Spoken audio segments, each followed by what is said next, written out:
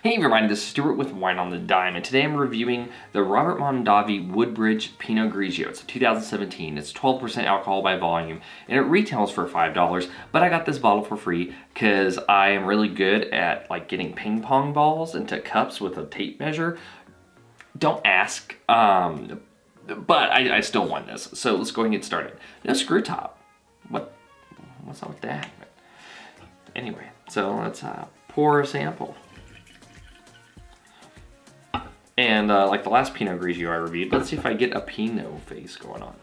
So from a color standpoint, that's your pale lemon, no artifacts, no cloudiness. From a nose, lots of lime, a tiny bit of peach, getting some green apple going on. Yeah, that's pretty much it, just a lot of fruit. Green apple, peach, lemon, lime. It's almost like a lime peel. It's very astringent.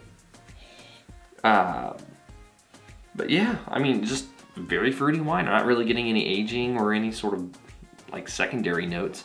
So let's go into the taste.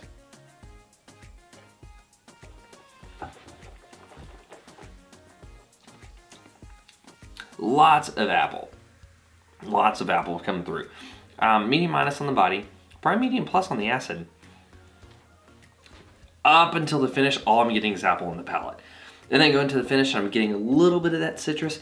The peach feels like it wants to be somewhere. Like I'm getting it kind of in my gums, like I'm getting the flavor off of there, but I'm not really getting it on the actual tongue, the actual palate part of it.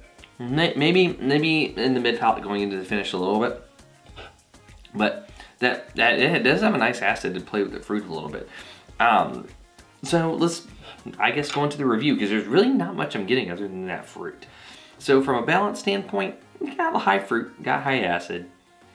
I'll give you balance, and I don't really taste the alcohol. Maybe that could be the one thing. Maybe if I had a little bit more alcohol, some other things might pull out of it a little bit, extract out, but that's fine. I'll give you a point for balance. Length, you got no length. You finish almost cleanly, which is fine. Intensity, you have some acid intensity, some fruit intensity. Not super high on either front, so I'll give you half a point on that. And then for complexity, you're not complex. You're a simple wine, so you don't get any points for complexity. So what I'm gonna go ahead and give you an okay. You're an okay wine. You're not bad. For $5, I believe it or not, I've had far worse Pinot Grigios for even double this price. I've had some for half this price too that were not as good. So the thing about Woodbridge is, the thing I've noticed about them is Robert Mondavi does a pretty decent job kind of maintaining a minimum quality across all the Woodbridge products. I can't recall one off the top of my head that I thought was bad, but they're not stellar either. It's obvious that all of the really great winemaking goes into his more custom label stuff, but for the Woodbridge, I mean, they're not a bad buy if you don't recognize a lot of the other brands that are out there as your options. Anyway, this has been Stuart with Wine on the Dime. If you like today's video, please like, subscribe, and comment. Have you had the Woodbridge Pinot Grigio from Robert Mondavi? I'd be interested to know if you have. Leave a comment below, and I'll see you all again soon with another episode from Wine on the Dime. In the meantime, I have some practice to do. I have a lot of practice to do. I'll see y'all later.